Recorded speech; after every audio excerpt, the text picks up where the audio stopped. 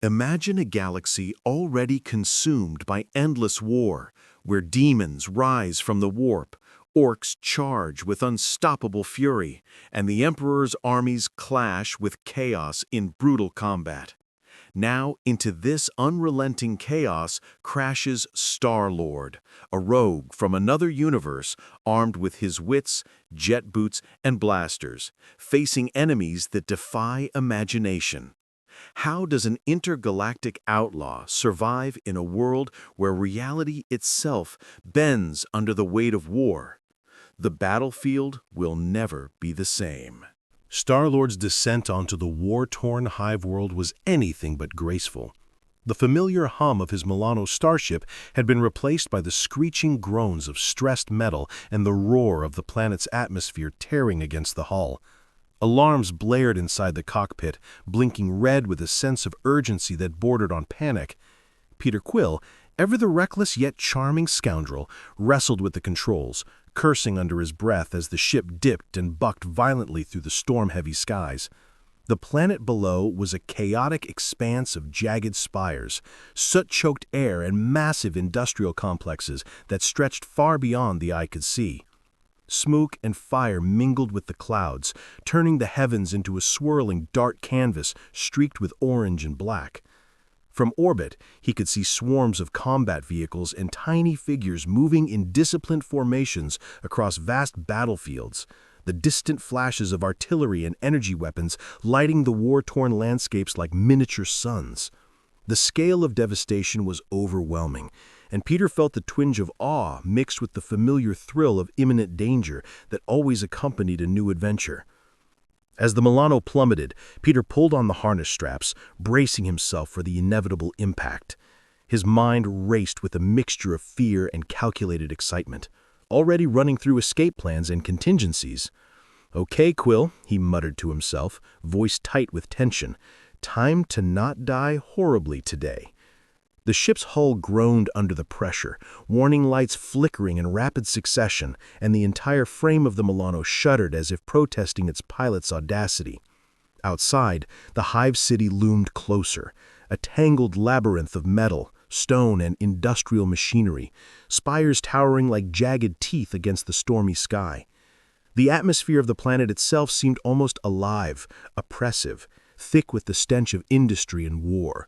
Winds tore at the ship, buffeting it unpredictably, and Peter had to fight against the controls to prevent being tossed like a rag doll against the cockpit walls. With a sudden jolt, the Milano broke through the lower clouds and Peter's eyes widened. The ground below was not merely a battlefield, it was a testament to the endless war that defined this world. Armored vehicles moved in precise, deadly formations, their guns spitting fire in relentless barrages, while soldiers in heavy, grim armor ducked and darted between fortifications, their weapons humming and snapping with disciplined efficiency. Amid the chaos, enormous machines of war, towering like metallic giants, strode with an eerie mechanical grace, crushing debris underfoot and exhaling clouds of steam and smoke. The scale was unlike anything Peter had seen before, even compared to the most chaotic conflicts in the galaxy. He felt small, almost insignificant, yet invigorated by the sheer audacity of the world he had fallen into. Peter's immediate concern was survival, and he maneuvered the Milano desperately towards a narrow gap between two massive manufactorums, hoping to find a semi-sheltered area for a crash landing. Sparks flew from the engines as they strained against gravity and atmospheric turbulence, warning alarms screaming in chorus with his own pounding heartbeat. The hull scraped against protruding metal beams and catwalks, each contact sending tremors through the ship and a fresh spray of sparks into the storm-choked air. His hands flew over the controls, pushing and pulling levers, flipping switches, trying to compensate for the violent descent. The Milano was a ship built for interstellar travel, not atmospheric aerobatics, yet Peter's instinctive skill kept it just barely under control. Suddenly, a massive explosion erupted from a nearby industrial complex, throwing a shockwave through the air and shaking the Milano violently. Peter barely managed to hold on to the controls as the ship tilted dangerously, metal screeching and engines straining. Pieces of debris, torn from the destruction below, ricocheted through the clouds, some skimming the hull with a terrifying closeness. Sparks and fragments rattled the cockpit, and Peter's face contorted into a grimace, teeth clenched, eyes wide with both terror and exhilaration. Every second counted. Every maneuver could mean life or death, and yet in that crucible of danger, he felt alive in a way he had not in years. Finally, after what felt like an eternity suspended between the heavens and the infernal below, the Milano broke free from the upper storm layers and entered a zone of relative clarity where the outlines of streets, fortifications, and massive industrial spires became visible in harsh angular relief. The ground rushed toward him with terrifying speed, and Peter braced for impact. He wrestled with the throttle, attempting to bleed off as much speed as possible, twisting the ship to avoid the tallest spires while scanning desperately for a suitable landing site. Below, a wide expanse of partially destroyed plaza offered a small, relatively flat area amidst the devastation, a potential lifeline. Impact was inevitable. The Milano slammed down with a violent, bone-jarring crash, metal screeching and groaning as the landing gear buckled under the strain. Smoke and steam hissed from ruptured conduits and scorched panels, while the cockpit glass spiderwebbed under the force. Peter was thrown forward, the harness straining to hold him, muscles screaming, teeth clenched against the impact. For a few tense moments, silence prevailed, punctuated only by the distant rumbles of artillery and the whine of distant engines. Then, groaning and coughing, Peter unstrapped himself, staggering out of the wrecked cockpit to take in the full scale of the war-torn world around him. The air was thick with smoke, dust, and the acrid stench of burning fuel and scorched metal. Massive structures rose like jagged monuments to endless conflict, their surfaces scarred by bombardment and battle. The streets were littered with debris, twisted metal and the occasional shattered vehicle, evidence of a war that seemed to have no end. Far off, enormous armies clashed in intricate, devastating formations, the flash of gunfire and explosions, painting the environment in flickering light and shadow. Star-Lord stood there, helmet removed, eyes wide in awe, scanning the chaotic vista. For all its destruction, there was a rhythm to the madness, a brutal order to the chaos that both fascinated and terrified him. Peter felt a strange sense of displacement and exhilaration. He was far from the Guardians, far from the known galaxy, thrust into a world defined by ceaseless war and incomprehensible scale. Yet, as always, he felt the familiar spark of adventure, a thrill at being the unlikely hero dropped into impossible circumstances. Every instinct screamed for caution, for stealth, for survival. Yet he also felt the irresistible pull to explore, to dive headfirst into the chaos, to see what secrets this grim, dark universe might hold. With a deep breath, Star-Lord adjusted his blaster and jet boots, ready to navigate a world that was simultaneously alien and dangerously exhilarating. A world that would test every ounce of skill, wit, and audacity he had ever possessed. From the distant echoes of battle to the immediate threat of the unknown streets below, every detail screamed that survival would not come easy. Yet, even amidst the ruin and relentless conflict, Peter Quill felt a familiar grin tugging at the corner of his mouth. This was going to be one hell of a ride. The Adeptus Mechanicus had always viewed technology with a reverence bordering on religious devotion, but what stood before them now defied every expectation and challenged their understanding of the machine's spirit. Star-Lord, standing amid the smoking wreckage of the Milano, had no idea that he had stumbled directly into the attention of one of the planet's most fanatical and obsessive factions. The towering forges and rusted cathedrals of the Mechanicus spired above him, their red-tinged metal surfaces etched with holy symbols and prayers of maintenance and protection, their gears and pistons groaning in rhythm like the heartbeat of some massive ancient deity. As Star-Lord cautiously took a step forward, his eyes scanning the massive constructs for threats, a low mechanical hum began to resonate through the ground, vibrating up through his boots and into his chest. From the shadowed archways of a colossal forge temple, tech priests emerged, clad in crimson robes and adorned with cables, bionic limbs, and cog-like adornments. Their mechanical augmentations hissed and clicked with every movement, and their gaze, a mixture of human intent and machine precision, fixed on Star-Lord with calculated curiosity. The tech priests moved with a deliberate, almost ceremonial pace, their servo arms flexing and extending, instruments of measurement and scanning whirring and flashing with unholy light. They approached Star-Lord, their faces obscured behind metallic masks etched with circuitry and sacred inscriptions. To them, every piece of technology carried a divine essence, a spirit that could either bless or curse depending on its proper maintenance and veneration.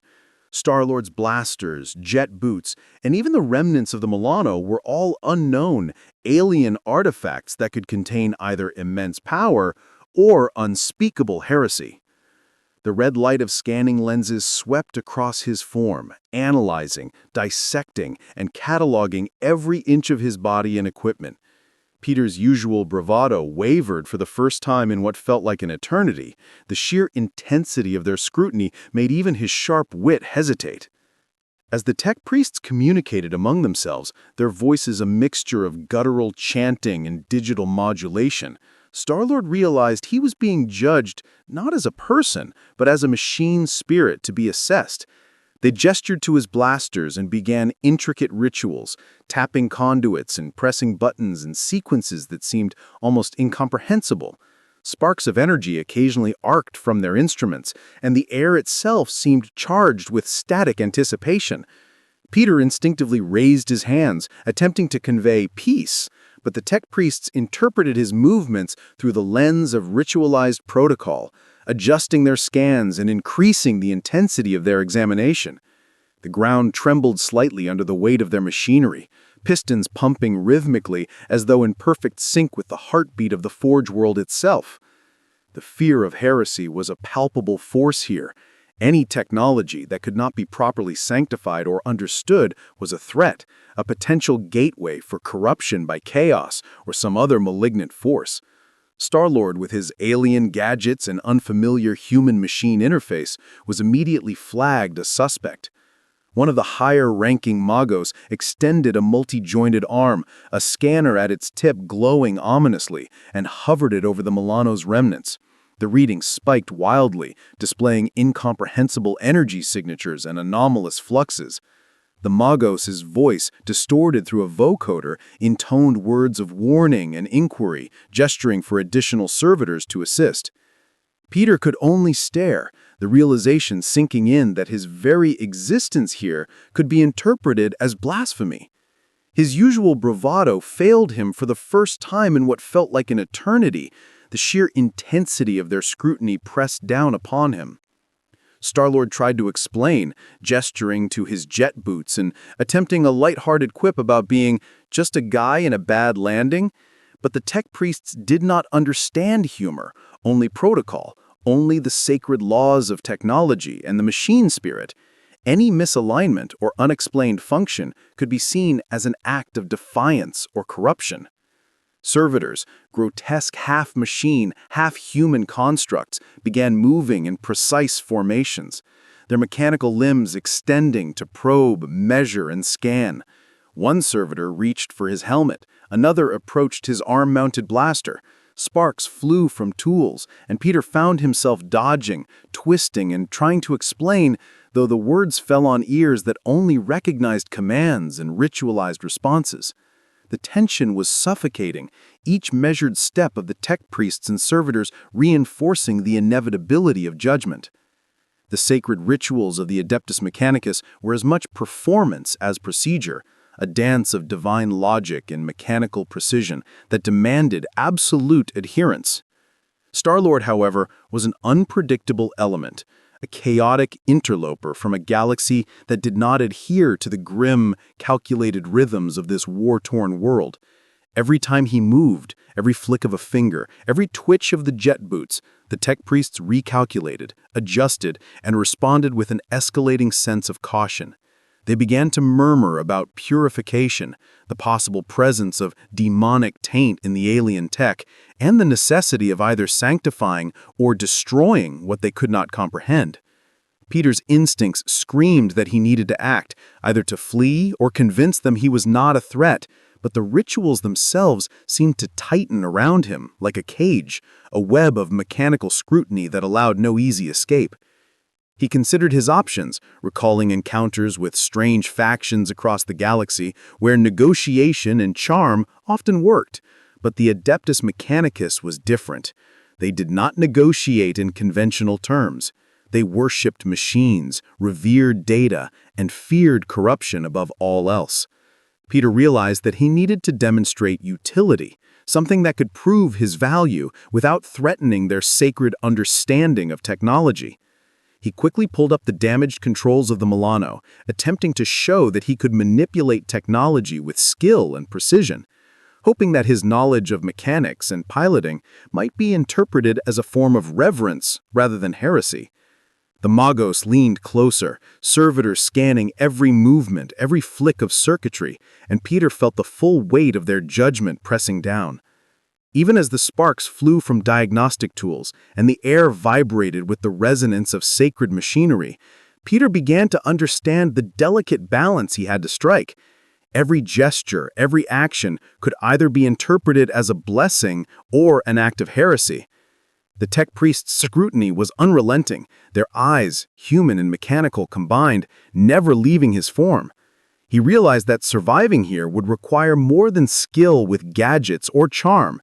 It would demand a keen understanding of the twisted, devout logic that guided this faction, and a careful dance between cooperation and self-preservation, a dance he had never performed in any corner of the galaxy. The servitors adjusted their positions, scanning and probing with increased intensity, while the Magos whispered in ritualized binary tones, issuing commands and receiving instantaneous responses. Star-Lord found himself trapped in a liminal space between fascination and terror, caught in a ritualistic web of judgment where his alien technology and knowledge could be either his salvation or his doom. The air crackled with energy and anticipation, the metallic scent of the Forge World mingling with the tang of ozone from experimental tools, and Peter's mind raced to find a way to navigate the intricate and merciless logic of the Adeptus Mechanicus. Every moment was a test, every blink an observation, and Star-Lord had no choice but to play the part of both student and interloper, trying to survive the intense scrutiny of a faction whose very identity was defined by the worship of technology, the fear of heresy, and the unyielding logic of machine spirits that he could barely begin to comprehend. Star-Lord's first encounter with the Space Marines was nothing short of overwhelming. The sheer scale and presence of these superhuman warriors struck him with a mixture of awe and terror. Towering figures in power armor, each adorned with heraldry and purity seals, moved with precise coordination across the desolate battlefield.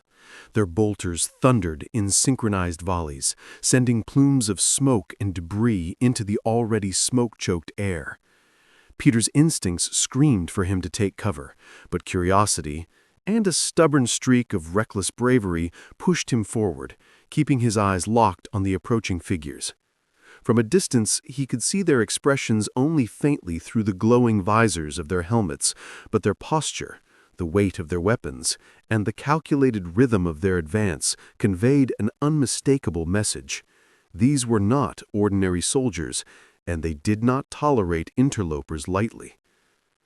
As he maneuvered cautiously between the ruins of a collapsed manufactorum, Star-Lord tried to get a sense of the situation. The Space Marines were engaged in combat with a group of Orks, and the scene was chaos incarnate. Massive green-skinned brutes charged with reckless abandon, swinging crude but devastatingly effective weapons. Explosions erupted on all sides, shaking the ground and sending fragments of masonry flying. Star-Lord's jet boots allow him to leap and dodge with agility, weaving through the chaos while observing the disciplined tactics of the Space Marines. Unlike the Orks, whose attacks were wild and uncoordinated, the Marines moved with calculated precision, their formations tight and purposeful. Each squad seemed to anticipate the movements of both their allies and enemies, covering one another's flanks, suppressing heavy fire and advancing in relentless, measured waves. Star-Lord marveled at their efficiency.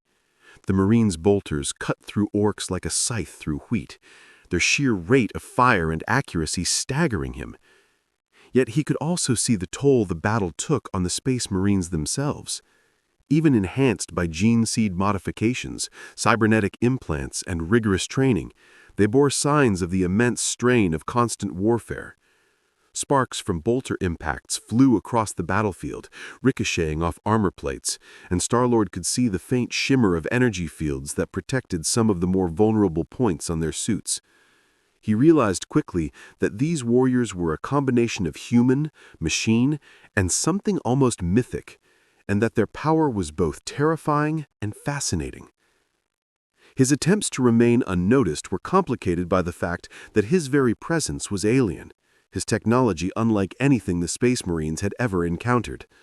The Milano's crash debris still smoldered nearby, a chaotic tangle of metal and electronics. Star-Lord cautiously approached the wreckage to scavenge tools and materials, but a shadow fell over him.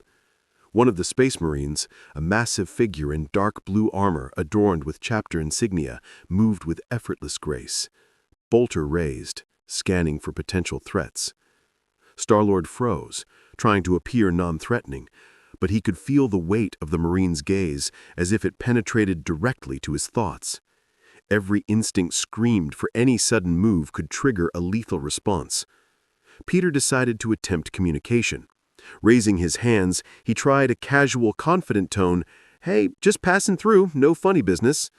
But the words seemed almost trivial in the face of the Marine's stoic presence. The Marine's helmet turned slightly, sensors tracking Star-Lord's every movement, assessing the potential threat level. Peter's mind raced. He needed a strategy. He couldn't fight them head-on. They were far too powerful, faster, stronger, and better armed than him. Instead, he relied on mobility, speed, and his gadgets to keep just out of reach while figuring out how to explain that he was not an enemy. The Space Marine finally spoke, voice amplified through Vox systems, deep and resonant, carrying authority and the unyielding weight of the Imperium. "Identify yourself! State your purpose!" The words were formal, almost ritualized, a reflection of the disciplined nature of their existence. Peter swallowed nervously, but forced a grin, hoping charm might somehow bridge the gap. "Name's Star-Lord, intergalactic traveler. Kinda lost my ship. Long story. Look, I don't want trouble, okay?" The Marine's helmet tilted slightly, sensors whirring as if analyzing the truthfulness of his claim. The tension was palpable. Around them, the sounds of battle continued unabated, Orks charging, bolter fire cracking, explosions reverberating. Yet in that moment, the focus was entirely on him.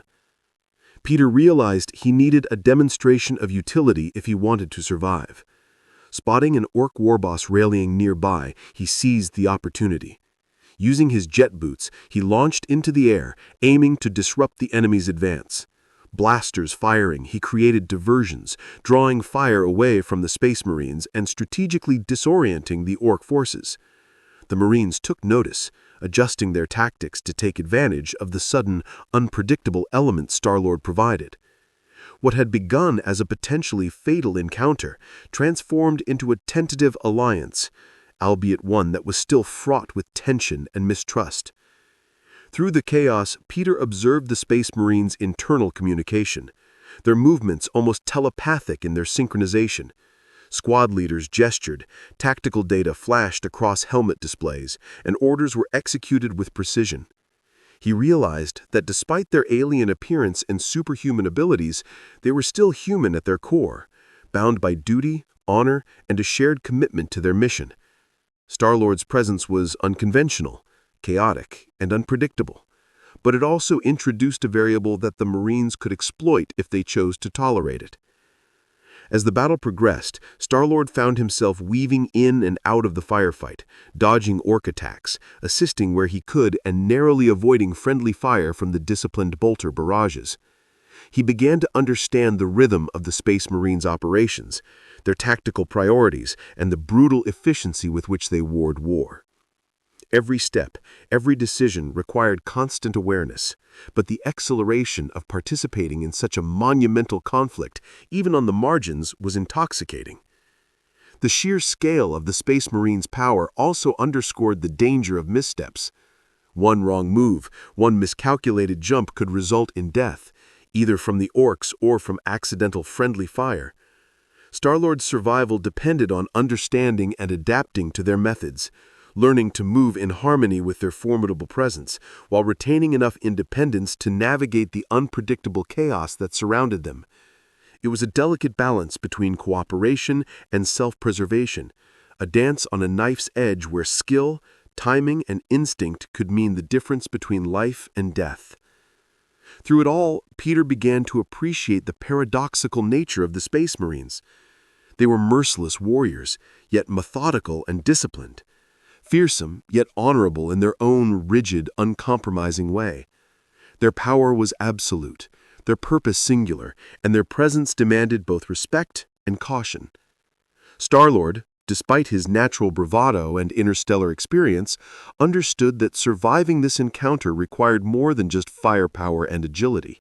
It required observation, adaptation, and the subtle art of navigating a world governed by warriors who were the living embodiment of the Imperium's might.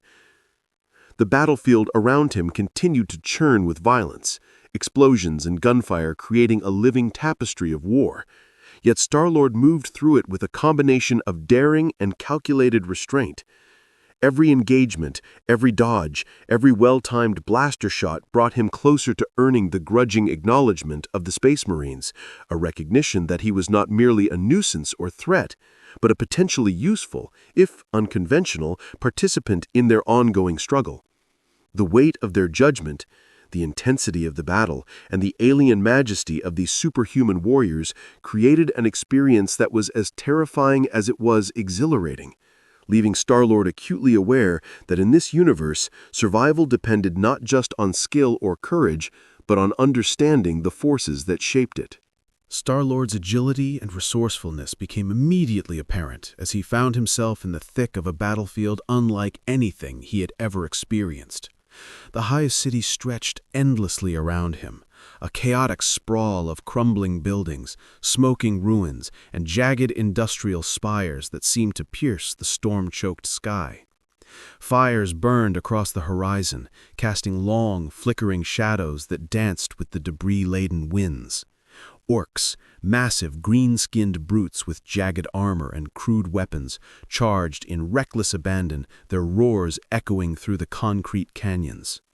Star-Lord's blasters discharged with controlled precision, each shot a careful calculation, aimed to disrupt their momentum without drawing lethal attention to himself.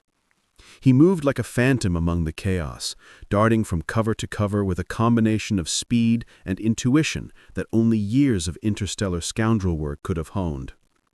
Peter's jet boots became an extension of his will, propelling him over rubble, across collapsed catwalks, and up the sides of partially destroyed buildings with astonishing speed. The thrusters hissed and flared, leaving trails of plasma in the air, yet he timed each jump with meticulous attention to his surroundings. Every step, every maneuver was a balancing act between evasion and calculated offense.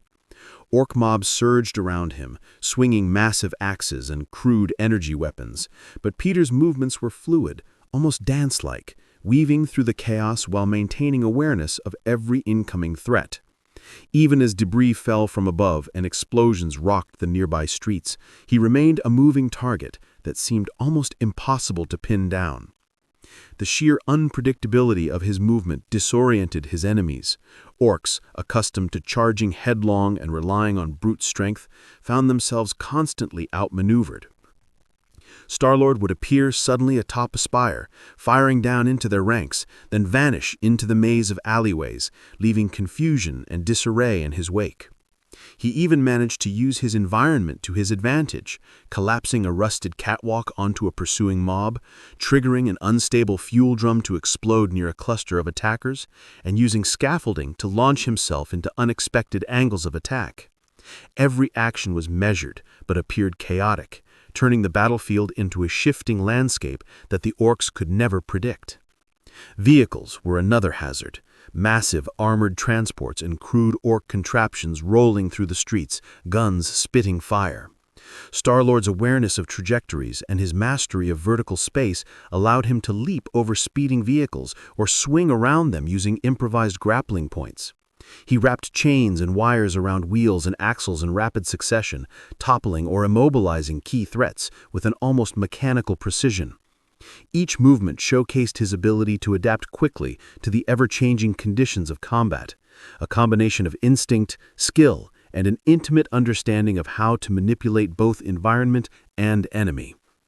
As he traversed the battlefield, Star-Lord's sense of timing and spatial awareness became critical.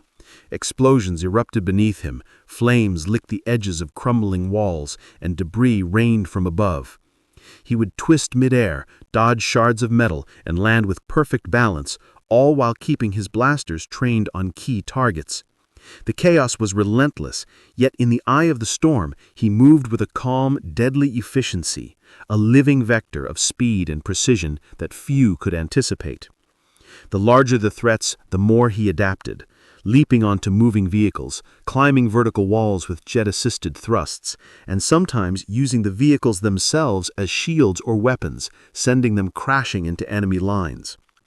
Star-Lord's improvisational combat style became increasingly important as he encountered heavier threats. Armored Ork knobs and mechanized units required more than blaster fire. They demanded ingenuity. He would trigger explosives, ricochet shots off walls to strike weak points, and occasionally use debris to block or funnel advancing enemies into choke points. Every move was measured, but appeared chaotic, turning the battlefield into a shifting landscape that the Orks could never predict. What distinguished Star-Lord in this environment was not only his physical agility, but also his situational awareness. He constantly scanned the battlefield, predicting enemy movements, noting advantageous positions, and identifying opportunities for disruption. He recognized patterns in the Orks' charging behavior, exploiting their overconfidence and lack of discipline, turning their own momentum against them. Even as larger threats like Ork vehicles or heavy artillery appeared, he used misdirection and verticality to avoid direct confrontation, attacking weak points and forcing his enemies into reactive positions, rather than allowing them to dictate the engagement. Star-Lord's agility was further enhanced by his reflexive decision-making. Each movement, each choice of cover, and each line of fire was instantaneous yet deliberate. He could anticipate enemy reactions, exploiting gaps in their formations, and avoiding their most devastating attacks. His ability to blend offensive and defensive maneuvers seamlessly allowed him to remain a constant, unpredictable presence on the battlefield. Even when surrounded, he would leap into the air, fire in multiple directions, and use the blast momentum to clear space, turning near-impossible situations into temporary reprieves. Throughout the skirmish, he began to notice the psychological impact of his maneuvers on the enemy. Orks, initially ferocious and relentless, became hesitant and disoriented, struggling to coordinate in the face of an adversary they could not pin down. Vehicles were stalled or damaged by improvised traps and environmental manipulation, while mobs of infantry were funneled into deadly positions.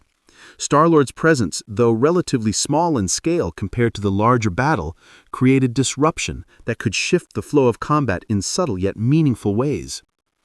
In the midst of the chaos, Star-Lord's confidence grew, his understanding of the battlefield deepening with each interaction. His ability to traverse vertical and horizontal space with unmatched speed, combined with his keen tactical instincts, allowed him to survive and even influence engagements far beyond what his size or weaponry would suggest. He became a ghost in the flames and smoke, striking unpredictably, moving with a combination of fluidity and precision, and constantly adapting to the ever-changing conditions of a brutal war zone where every second could mean life or death. Even as explosions shook the ground and artillery fire rained down from distant spires, Star-Lord maintained an almost supernatural sense of timing and positioning. Each leap, each dodge, and each shot demonstrated his mastery of mobility and battlefield awareness. The Hive city itself seemed to become a part of his strategy. The twisted streets, collapsed walkways, and industrial ruins transformed into tools for survival and tactical advantage. His agility was not merely physical, but a complex interplay of perception, timing, and instinct, allowing him to exist in constant motion, always one step ahead of his relentless pursuers, weaving through the chaos with unmatched skill. Star-Lord quickly realized that surviving in the grim, war-torn world of the 41st Millennium required more than raw combat skill. It demanded alliances and access to resources he could not acquire alone. The remnants of his Milano smoldered behind him, a ruined testament to the violence of the Hive world, and Peter knew he needed information, tools, and some semblance of support to navigate this alien environment. Moving through the fractured streets and shadowed corridors of the industrial city, he began looking for signs of those who might offer a lifeline. The rogue traders, independent and resourceful figures who operated on the fringes of Imperial authority, trading in forbidden technology, rare goods, and intelligence gathered from the far reaches of the galaxy. These were individuals who existed in the gray zones of the Imperium's strict hierarchy, neither fully sanctioned nor entirely outlawed, their autonomy protected by wealth, influence, or sheer cunning. Peter's first encounter with a rogue trader began with careful observation. From a distance, he noted the unusual markings on an opulent starship docked precariously on a platform jutting from a partially collapsed manufactorum. Its hull bore embellishments that mixed Imperial heraldry with alien glyphs, a testament to dealings across countless worlds. Peter approached cautiously, hands visible but ready to react, aware that these figures valued self-preservation and profit above all else. As he drew closer, a figure emerged, clad in luxurious robes that contrasted sharply with the grime and ruin of the Hive city, a cybernetic eye glowing faintly and scanning him with curiosity and mild suspicion.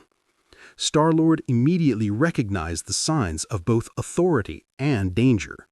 Rogue traders were unpredictable allies, willing to assist or betray based on opportunity and advantage.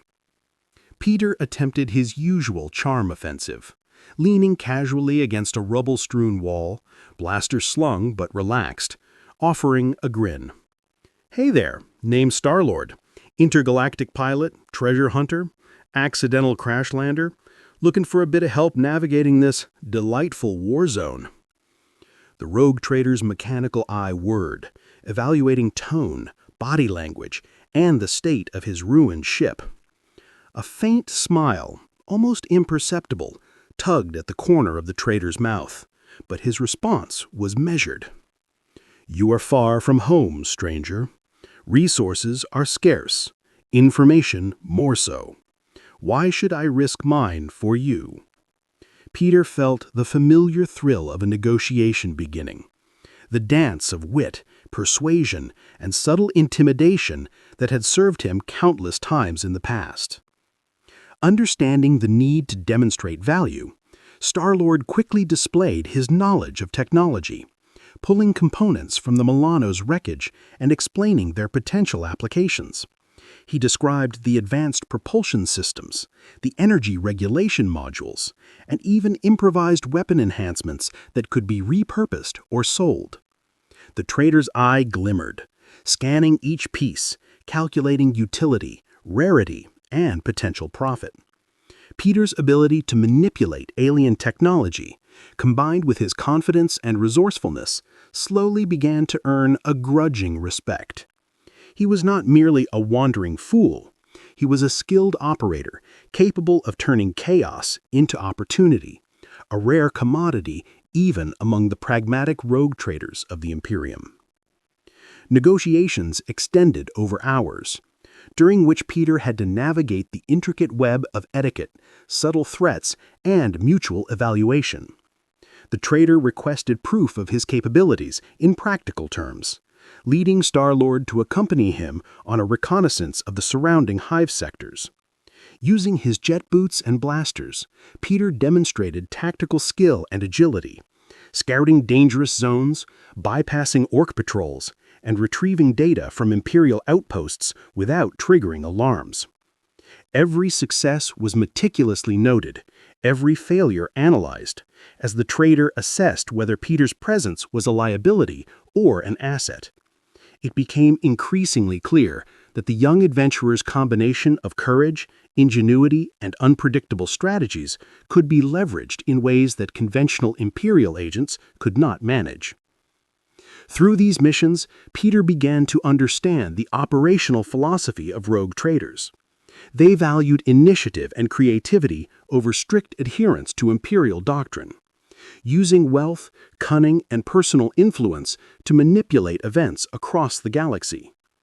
Peter's unorthodox methods, though chaotic and occasionally reckless, aligned perfectly with their style of operation. He adapted, presenting himself as both an asset and a negotiable entity, capable of offering actionable intelligence, technological insight, or battlefield support in exchange for supplies, transport, or protection. Each transaction strengthened his position, creating a fragile but useful alliance that offered him the tools to survive in an environment dominated by overwhelming forces and relentless warfare. Supplies and intel were only part of the equation. Rogue traders often had connections to other factions, Xenos intermediaries, shadow brokers, or even sanctioned Imperial agents who could provide safe passage or additional firepower. Peter leveraged these connections carefully, demonstrating his willingness to cooperate while remaining independent enough to avoid being controlled or manipulated. He offered assistance in minor skirmishes, using his knowledge of unconventional tactics to disrupt enemy formations, disable vehicles, or gather vital intelligence. Each success reinforced trust, even if tenuous, and gradually allowed him access to restricted zones, better equipment, and insights into the broader conflict that engulfed the Hive city. Peter also began to notice the subtle politics at play. Rogue traders were not neutral. They maneuvered constantly to preserve their autonomy while exploiting the chaos of war. Aligning with them required patience, observation, and a keen understanding of motivations. Peter adapted, using humor, charm, and calculated displays of skill to position himself as a useful partner rather than a competitor or threat. Each interaction was a negotiation, each action a test, and every success further embedded him into the fragile web of alliances that offered a chance of survival and leverage in a galaxy where even the smallest misstep could be fatal. By the time Star-Lord fully engaged with the Rogue Traders network, he had begun to assemble a toolkit of resources: repaired weapons, improvised explosives, limited energy reserves, and intelligence on enemy positions and patrol patterns. He had also gained an understanding of how to navigate the political and logistical complexities of the Hive world, learning to exploit weaknesses, anticipate threats, and utilize allies strategically. In a universe defined by ceaseless conflict and rigid hierarchies, these fragile alliances became his lifeline, allowing him to maneuver through hostile territories, evade overwhelming forces, and establish a foothold from which he could continue to operate. Through careful observation, calculated risk-taking, and the judicious use of his skills and charm, Star-Lord transformed from an accidental intruder into a provisional participant in the grim machinations of the Imperium. He began to understand that survival here depended not solely on personal skill, but on the ability to leverage alliances, negotiate with opportunistic yet influential figures, and adapt to the brutal realities of a universe governed by war, ambition, and the relentless pursuit of power. Star-Lord had barely begun to navigate the perilous Hive city when he stumbled into a shadowed alley that reeked of decay, charred metal, and something far darker, an unnatural presence that set his instincts screaming. The faint glow of corrupted sigils etched into the walls, combined with the acrid smell of burning incense, hinted at the activity of a chaos cult. Peter's every sense went on high alert. He knew the Imperium's enemies were merciless, and chaos cults were particularly unpredictable, driven by devotion to demonic entities whose motives were alien and incomprehensible. His jet boots hummed softly, allowing him to hover above the debris-strewn ground, scanning for movement while listening to the distant echoes of chanting that resonated with an eerie, otherworldly cadence. Shadows seemed to twist unnaturally in the flickering firelight, and every footstep of his own made him hyper-aware of potential ambush points, corners where corrupted eyes might be watching. The cultists were numerous, robed figures whose faces were obscured beneath deep hoods, adorned with grotesque symbols and talismans that radiated malevolent energy. They moved with a disjointed, almost ritualistic precision, chanting in tongues that made Star-Lord's skin crawl. The air seemed to pulse with a dark energy, every breath thick with the promise of danger. Peter instinctively crouched behind a toppled statue, carefully observing the patterns of their movement. He could see them converging around a central dais where an altar glimmered with a faint, otherworldly light that pulsed in rhythm with the chanting. Whatever they were summoning or worshipping, it was a force far beyond normal comprehension, and the risk of being detected was immediate and lethal. Knowing that confrontation with such a group would be suicidal, Peter relied on his agility and tactical ingenuity. He had to navigate the area without triggering alarm, using every ounce of speed and dexterity he possessed. Jet boots allowed him to silently glide over piles of rubble, scaling walls and vaulting across narrow ledges while maintaining a clear line of sight on the cultists. He observed their patterns, noting pauses in the chant, movements of certain individuals who seemed to direct the ritual, and weaknesses in their formation that could be exploited if escape or interference became necessary. Every step required patience, calculation, and the precise timing of his own movements to remain undetected while keeping the situation under control. Peter realized that direct confrontation would be inevitable if the ritual progressed too far or if he was spotted. He quickly assessed his arsenal. Blasters, grenades, and improvised devices cobbled together from the Milano wreckage. Yet he knew that chaos cults were not mere enemies. They were conduits of powers that could warp reality, summon demons, or manipulate minds. One misjudged shot could trigger catastrophic consequences. Instead, he focused on disruption and containment, planning to destabilize their formation without fully engaging them directly. His experience with high-risk infiltration missions across the galaxy informed his decisions. Subtlety, misdirection, and rapid mobility would be his greatest assets in this scenario. As he maneuvered closer to the central dais, he noticed a figure of particular significance, a cult leader whose presence radiated palpable power, a dark aura that seemed to bend the shadows around him. The leader's movements were commanding, his chants more resonant, and the symbols around him pulsed in sync with a force that felt alive. Star-Lord instantly understood that taking on this figure directly would be suicidal. Instead, he opted for distraction. Using a combination of blaster fire and environmental manipulation, he triggered debris to fall and ignite fires at a distance, drawing the attention of several cultists away from their ritual focus.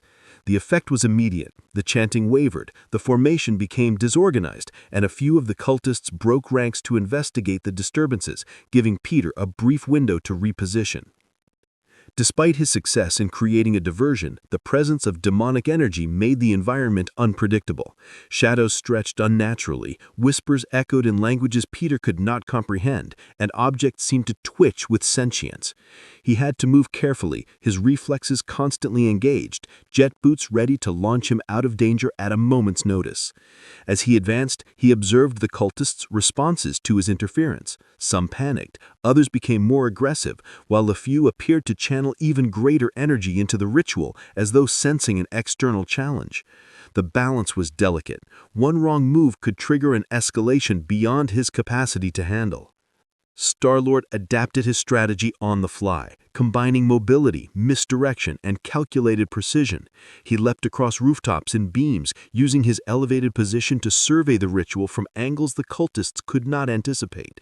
His blasters were used sparingly, targeting structural supports and generating controlled explosions to further disrupt the formation without alerting the cult leader directly. He began to map escape routes, noting narrow passages, ledges, and debris piles that could serve as quick exit points should the cultists redirect their attention toward him. The entire sequence was a delicate interplay of observation, timing, and tactical improvisation. The cacophony of chants, explosions, and shifting debris created an environment of controlled chaos that Star-Lord navigated with precision. His agility allowed him to exploit verticality, using jet-boosted jumps and wall runs to bypass concentrated clusters of cultists. He manipulated the environment to slow their advance, collapse unstable structures, and redirect their attention without engaging directly. Even as the ritual's intensity grew, the dark energy pulsing through the chamber and alleyways, he maintained a careful balance between disruption and evasion, always reassessing risk versus opportunity. At one point, a minor summoning began to manifest, a spectral form flickering into existence, bound by the ritual's energy. Star-Lord's reflexes kicked in instinctively. He used a combination of rapid blaster fire and environmental traps to destabilize the energy, causing the manifestation to dissipate before it could fully take form. The cultists reacted with panic, some attempting to retreat, others frantically trying to restore the ritual. This fleeting victory reinforced the necessity of both patience and improvisation in the face of enemies that were not just human, but conduits of incomprehensible power. Peter's encounter with the Chaos Cult became a harrowing test of skill, strategy, and instinct. Each step through the corrupted alleys demanded a balance of speed, precision, and environmental manipulation.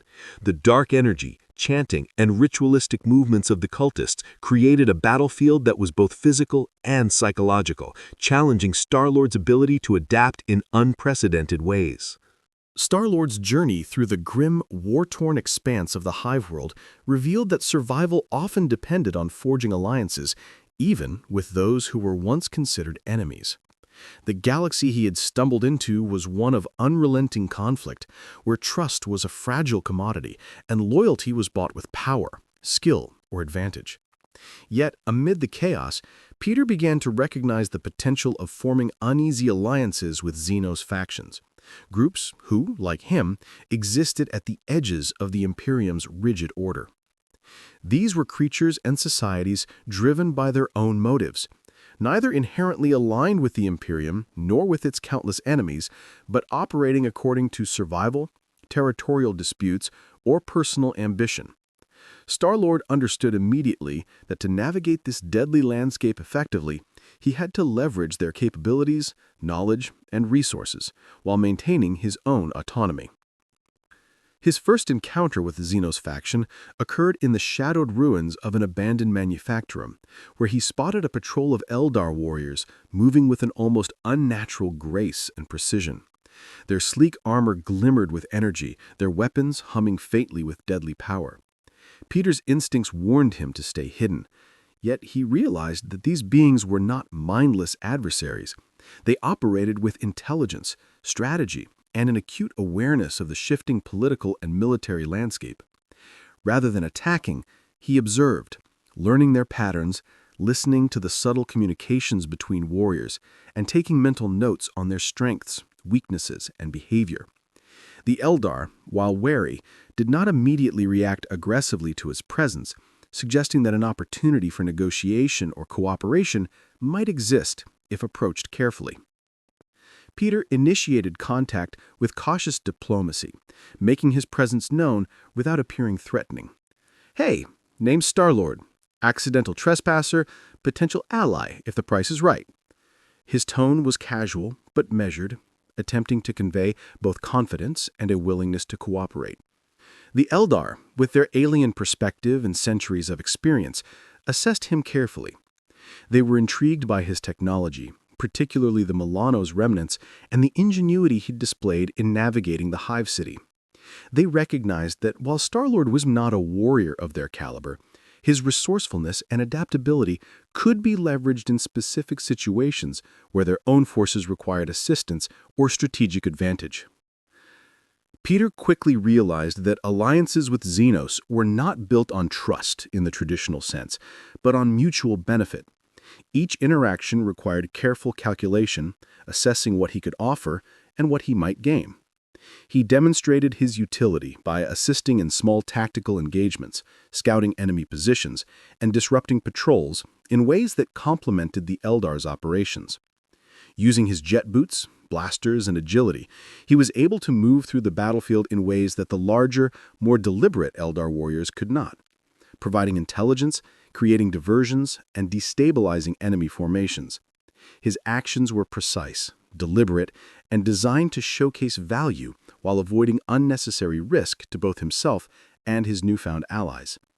His relationships were never built on trust in the traditional sense, but on mutual benefit. Over time, Peter developed an understanding of the subtle interplay between Xenos factions. Some were motivated by survival, others by vengeance, and others by cultural imperatives that were difficult for a human to fully grasp. He learned to read these motivations, adjusting his approach to each faction based on their priorities. When working with Eldar, he emphasized stealth, reconnaissance, and precision strikes.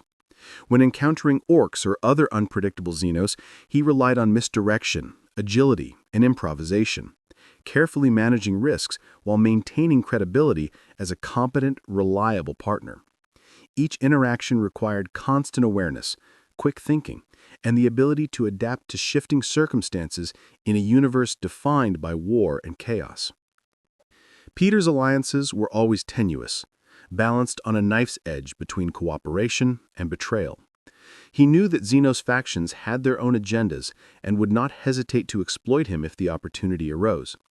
This awareness heightened his caution, forcing him to maintain situational control and constantly evaluate the benefits and risks of each engagement. He learned to communicate effectively, offering assistance without overcommitting, sharing intelligence selectively, and ensuring that his actions served mutual interests, rather than placing himself entirely at the mercy of another species' motives.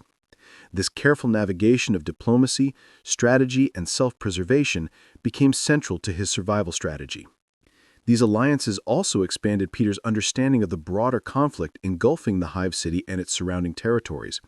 He gained access to information that was previously incomprehensible, including troop movements, supply lines, and the political machinations that shaped Xenos' interactions with the Imperium and each other.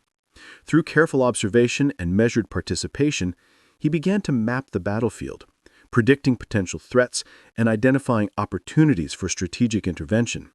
This knowledge, combined with his natural improvisational skill, allowed him to influence engagements in subtle but meaningful ways, guiding outcomes without drawing excessive attention or provoking undue retaliation. Working with Xenos factions required more than combat skill. It demanded cultural sensitivity, adaptability, and a willingness to navigate moral ambiguity. Peter had to reconcile his own values with the pragmatic demands of survival in a universe where morality was relative and alliances were often transactional rather than principled. He learned to read signs of loyalty, indicators of reliability, and the subtle cues that signaled potential betrayal. His ability to read intentions, coupled with his technological ingenuity and battlefield awareness, enabled him to build relationships that were useful, if uneasy, in an environment dominated by suspicion and danger. Peter also discovered the importance of improvisation and flexibility when coordinating with these factions. Xenos' tactics were often unconventional, relying on speed, deception, or technologies that defied his prior experience. To remain valuable, he adapted quickly, integrating their methods with his own skills in unpredictable ways. Whether creating diversions, exploiting structural weaknesses, or navigating hazardous terrain, Peter's interventions enhanced the effectiveness of Xenos operations without compromising his independence. His contribution became a blend of mobility, intelligence gathering, and tactical improvisation, providing unique advantages that allowed both him and his allies to survive the chaotic engagements that defined the Hive world. Through repeated interactions, Peter began to recognize patterns of behavior, hierarchies within Xenos groups, and the subtle interfaction rivalries that could be leveraged for strategic benefit. He developed a mental map of alliances, enmities, and power dynamics, allowing him to anticipate conflicts, mediate disputes when necessary, and position himself as a neutral but competent facilitator in the complex web of interactions. This insight transformed his initial improvisational survival tactics into a more strategic approach, blending diplomacy, resource management, and tactical skill to maintain influence while avoiding unnecessary risks. Ultimately, Star-Lord's engagement with Xenos factions illustrated the delicate balance between trust, utility, and self-preservation in the 41st millennium. Each alliance required careful calculation, negotiation, and performance, leveraging his unique skills and knowledge to offer tangible value while remaining independent. Through observation, adaptation, and strategic action, he was able to carve out a space for himself in a universe defined by relentless warfare, competing interests, and unpredictable alliances, turning potential adversaries into temporary partners in a complex, ever-shifting landscape where survival depended on skill, cunning, and the ability to navigate the treacherous interplay of power, ambition, and pragmatism. Star-Lord had survived countless battles across the galaxy, but nothing had prepared him for the horrors of the warp-tainted battlefield that now stretched before him. The air was thick with the stench of ozone, burning metal, and the faintly sweet, sickly tang of demonic corruption. Smoke curled around the skeletal remains of spires, and the horizon was punctuated by jagged silhouettes of ruined manufactorums and twisted machinery. Every step he took seemed to echo unnaturally, as though the very environment resented his presence. His jet boots hissed as he adjusted to the uneven terrain, landing on piles of rubble that crumbled under his weight, forcing him to constantly reassess his footing. Peter's heart pounded, adrenaline surging, but his mind remained sharp. He understood that in the 41st millennium, hesitation could mean instant death. The demonic forces were already at work. Shimmering distortions flickered in the corners of his vision, revealing glimpses of forms that defied natural geometry. Limbs twisted at impossible angles, faces flickered in and out of existence, and the air shimmered with an unearthly energy that made his skin crawl. Star-Lord instinctively reached for his blasters, but he realized that conventional firepower might not be enough. The demonic presence was tied to the warp itself, a fluid, chaotic energy that defied the rules of physics and comprehension. His mind raced, calculating not just how to survive physically, but how to anticipate the unpredictable manifestations of this malevolent force. As he advanced, Peter noted the intricate dance of forces across the battlefield. Space Marines clashed with Chaos Space Marines, their bolters spitting fire in disciplined volleys, while the demonic entities moved with unnatural fluidity, appearing and disappearing in bursts of warped energy. Orks, oblivious to the metaphysical implications, charged headlong into both sides, creating chaos that occasionally worked in Star-Lord's favor. The battlefield was a constantly shifting landscape of violence and unpredictability, and Peter's survival depended on his ability to read patterns amid the madness, exploiting weaknesses without drawing lethal attention. Star-Lord's agility allowed him to navigate vertical and horizontal planes with ease, turning the ruined cityscape into an ally. He vaulted over collapsed walkways, swung across hanging cables, and used debris to create temporary shields against both physical and warp-infused attacks. Every movement was calculated to maintain maximum situational advantage while minimizing exposure to hostile forces. He became a ghost in the midst of chaos, appearing where needed, disrupting enemy advances, and retreating before he could be targeted directly. His blasters fired with precision, aiming not merely to kill, but to create strategic openings, collapse structures onto pursuing enemies, and redirect the flow of battle in subtle but effective ways. The demonic entities, however, were not merely physical threats. Their presence exerted a psychological toll, warping perception and inducing moments of disorientation and fear. Star-Lord experienced flashes of hallucination, seeing allies as enemies, terrain bending impossibly, and shadows moving with intent. He forced himself to focus, relying on training, reflexes, and sheer willpower to distinguish reality from warp-induced illusion. Each successful maneuver reinforced his awareness, teaching him to anticipate the erratic behaviors of both demonic and mortal combatants, and to use his own unpredictability as a countermeasure. At one point, Peter found himself confronted by a demon prince, a towering figure wreathed in flickering warp energy, its presence both magnetic and horrifying. The creature's eyes glowed with malevolent intelligence, and its movements were a fluid combination of strength and unnatural speed. Star-Lord assessed the situation, knowing that direct confrontation would be suicidal. Instead, he relied on his environment and mobility, darting between cover points, firing precise bursts to destabilize the prince's footing, and using explosions to create distractions. Every action was a gamble, a delicate balance between aggression and evasion, and Peter had to continually adapt as the demon responded in unpredictable ways, manipulating the battlefield with its warp-infused powers. Simultaneously, he had to account for the Space Marines and Chaos Space Marines around him. Their combat was brutal and relentless, and Peter had to navigate the battlefield without being caught in crossfire. He observed their patterns, noting the disciplined volleys of the Loyalists and the chaotic but devastating attacks of the traitors, and adjusted his tactics accordingly.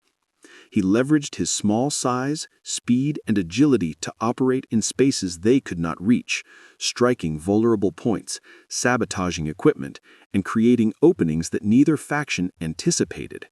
His interventions were subtle, yet effective, influencing the flow of combat without overextending himself. As the battle progressed, Peter began to manipulate the environment in increasingly sophisticated ways.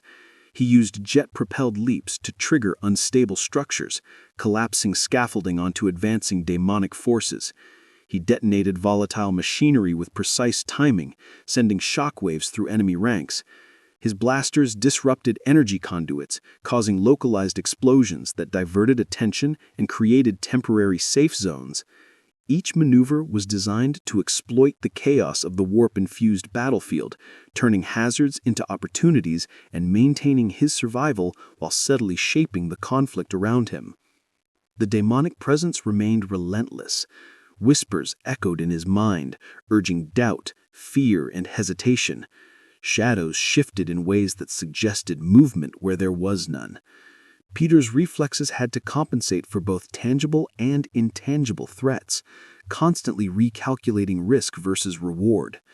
His experience with alien and unpredictable threats across the galaxy gave him an advantage, but even he recognized the limits of conventional tactics against forces that could warp reality itself. Adaptation and improvisation were essential, as was maintaining a mental focus that allowed him to act decisively even under intense stress.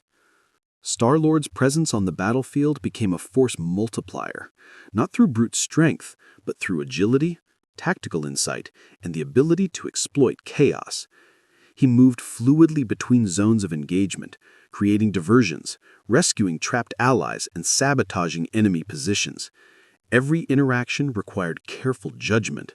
One misstep could result in annihilation by demonic forces, a stray bolt of bolter fire, or collateral damage from his own improvisations. His survival depended on a continuous feedback loop of observation, rapid calculation, and execution, blending instinct with learned strategy in a way that allowed him to remain both effective and elusive. Through all of this, Peter's understanding of the battlefield deepened.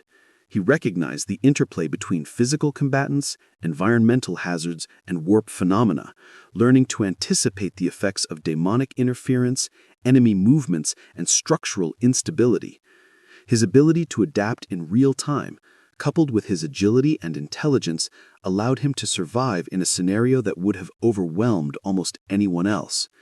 Every maneuver, Every shot and every evasion reinforced his understanding of how to operate in an environment where the very fabric of reality could shift against him at any moment, making him both participant and observer in a battle that transcended conventional warfare. Star-Lord's integration into the chaotic war zones of the 41st millennium became increasingly complex as he began interacting with multiple factions simultaneously. He had survived initial confrontations with Orks, navigated the rituals of chaos cultists, and cautiously engaged with Xenos forces. But the sheer scale of conflict required more than individual skill. It demanded coordination, improvisation, and a keen understanding of the strategic landscape. Each encounter tested his abilities in new ways. The Orks relied on sheer brute force and unpredictability. Chaos cultists leveraged warp-infused powers that defied comprehension. And Xenos factions moved with precision and intelligence far beyond human norms. Peter realized that surviving and influencing outcomes required him to balance diplomacy, tactics, and opportunistic engagement in a way he had never faced before. The Hive city sprawled endlessly, a labyrinth of ruined manufactorums, scorched streets, and towering spires that rose like jagged teeth into a smoke-choked sky. Every movement carried risk. A misstep could lead to death beneath the weight of falling debris, bolter fire, or demonic energy. Star-Lord used his jet boots with surgical precision, launching over gaps, gliding across precarious ledges, and weaving through rubble-strewn streets with fluid agility. He observed each faction carefully, noting patrol patterns, supply lines, and zones of vulnerability. By understanding the habits and strategies of each group, he could manipulate the flow of engagements, creating opportunities for allies while avoiding becoming a target himself. Peter's initial engagements were cautious. He intervened selectively, striking where he could make a measurable impact without overcommitting. For instance, when a mob of Orks charged toward a strategic supply depot, he used his jet boots to create vertical angles of attack, shooting at critical supports and destabilizing the enemy advance.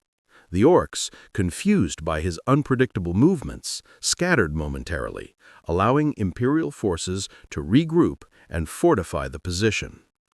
In another instance, he disrupted a minor chaos summoning by collapsing a series of industrial pipes, extinguishing the ritual's energy conduit, and forcing the cultists to recalibrate. Each action demonstrated not brute force, but the value of mobility, intelligence, and improvisation in a battlefield dominated by overwhelming power. As he gained experience, Star-Lord began to leverage the relationships he had cautiously built. Rogue traders provided access to supplies, weapons, and intelligence, while Xenos allies offered guidance on navigation and strategy. These networks allowed him to extend his influence beyond his immediate surroundings, coordinating small-scale interventions that could alter the outcomes of engagements. For example, using knowledge from Eldar scouts, he could predict Ork ambush points, redirecting enemy movements and minimizing casualties among loyalist forces. Similarly, information gathered from rogue trader contacts allowed him to sabotage chaos cultist operations indirectly, striking at key logistical nodes without exposing himself to direct danger. The complexity of the battlefield demanded rapid, creative thinking. Peter could not rely on conventional tactics. Every decision had to consider multiple layers of threat, including enemy positions, environmental hazards, warp phenomena, and the actions of other factions. His improvisational style became a critical asset. He would use verticality to traverse dangerous zones, exploit debris and structural instability to create temporary advantages, and employ misdirection to manipulate enemy behavior. Each maneuver required constant recalibration, for the unpredictability of the 41st millennium meant that conditions could shift instantaneously, whether through sudden Ork charges, demonic manifestations, or Xenos strikes. Despite the constant danger, Star-Lord's confidence grew. His successes were small but significant, diverting enemy attention, rescuing stranded allies, sabotaging strategic positions, and gathering intelligence that informed future operations. These actions, while seemingly minor in the grand scale of interstellar conflict, allowed him to carve out a niche in a universe dominated by superhuman warriors and incomprehensible forces. He became a tactical wildcard, a presence that could not be ignored, capable of influencing outcomes without directly confronting the most powerful entities on the battlefield. Star-Lord also learned the importance of timing and observation. He began to anticipate the rhythms of battle, predicting when orc mobs would charge, when chaos cultists would intensify their rituals, and when Xenos factions would strike with precision. By synchronizing his actions with these patterns, he maximized the impact of his interventions while minimizing exposure to risk. For instance, he would initiate small diversions just before a chaos summoning reached its peak, forcing cultists to divide their attention and weakening the potency of their ritual. Similarly, he exploited gaps in orc formations, using vertical attacks and rapid movement to sow confusion and disrupt their advance. Communication became another critical factor. Peter had to navigate the delicate dynamics between factions without exposing himself to betrayal or over-reliance. He used gestures, signals, and carefully timed interventions to convey intent, guide allies, and manipulate enemy perception. His reputation as a resourceful, unpredictable presence began to grow among those who observed him, creating a mixture of wariness and respect. Even factions that would normally consider one another irreconcilable enemies found themselves affected by his interventions, a testament to his ability to operate in the gray zones of conflict. Star-Lord's understanding of strategy evolved rapidly. He recognized that influence was not solely exerted through direct action, but through the creation of opportunities, manipulation of perception, and disruption of enemy cohesion. By remaining mobile, observing patterns, and intervening precisely, he could shape the flow of engagements in ways that more powerful but less flexible entities could not. His interventions became a blend of reconnaissance, sabotage, and tactical support, each carefully calibrated to produce maximum effect with minimum exposure. Through these experiences, Peter developed a nuanced view of the battlefield. He saw the interplay between factions not as a series of isolated skirmishes, but as a complex web of cause and effect, where small actions could ripple outward with significant consequences. He learned to anticipate responses, leverage the environment, and exploit enemy weaknesses while maintaining his own independence. The challenges were immense, but his adaptability, intelligence, and courage allowed him to survive and even influence the chaotic maelstrom of the 41st millennium in ways that few outsiders could manage. By continuously observing, analyzing, and intervening, Star-Lord became an integral, if unconventional, participant in the ongoing struggle. His agility, intelligence, and improvisation allowed him to navigate threats that would overwhelm ordinary mortals, while his strategic insight enabled him to shape outcomes subtly but effectively. Each decision, maneuver, and alliance further solidified his role as a unique presence in a universe defined by ceaseless conflict, relentless danger, and the ever-present potential for chaos to erupt at any moment. Star-Lord's presence in the 41st millennium had transformed from mere survival to active engagement with a galaxy consumed by endless war. Yet the ultimate challenge came when he realized that the stakes were no longer just physical, but existential. The Imperium's forces, already stretched thin across countless battlefronts, faced threats that were not only overwhelming in number, but extraordinary in nature, including demonic entities, alien factions, and human traitors whose ambitions knew no bounds. For Peter, navigating this environment required not only skill and agility, but an understanding of strategy, diplomacy, and the subtle art of leveraging chaos itself. The battlefield had become a multi-dimensional puzzle, where timing, perception, and improvisation were as critical as firepower and strength. The Hive city sprawled endlessly, a towering testament to human industry and decay, with streets choked by debris, collapsing spires, and smoke rising from countless fires. Orc mobs charged with reckless abandon, chaos cultists chanted in warped languages, and the forces of the Imperium clashed with precision and relentless determination. Amid this chaos, Star-Lord moved with unparalleled agility, his jet boots propelling him across vertical and horizontal planes, using debris, scaffolding, and industrial ruins as both cover and weapons. His blasters fired in controlled bursts, not only to inflict damage, but to manipulate the environment, collapse weak structures, and create diversions that disoriented enemy forces. Each movement was a combination of instinct, calculation, and adaptability, allowing him to operate in ways that larger, more conventional combatants could not. Peter quickly recognized that survival was only part of the equation. Influence was equally critical. The chaos of the battlefield provided opportunities to shape outcomes indirectly, turning his agility and intelligence into force multipliers. He observed the patterns of enemy movement, noting how orc mobs relied on brute strength, chaos cultists chanted in warped languages, and Xenos factions maneuvered with calculated precision. By exploiting these behaviors, he could create openings, misdirect forces, and sow confusion, turning what seemed like random chaos into strategic advantage. His interventions, though subtle, began to have cascading effects across the battlefield, disrupting coordinated attacks and buying time for allies to regroup or execute critical maneuvers. Alliances remained an essential component of his strategy. Rogue traders provided access to supplies, weaponry, and intelligence that allowed him to extend his reach and operational capacity. Xenos factions, ranging from Eldar scouts to cautious mercenaries, offered guidance on terrain, enemy tactics, and advanced technology. He learned to navigate the delicate balance of cooperation and independence, providing assistance where useful while carefully avoiding over-reliance that could leave him vulnerable to betrayal.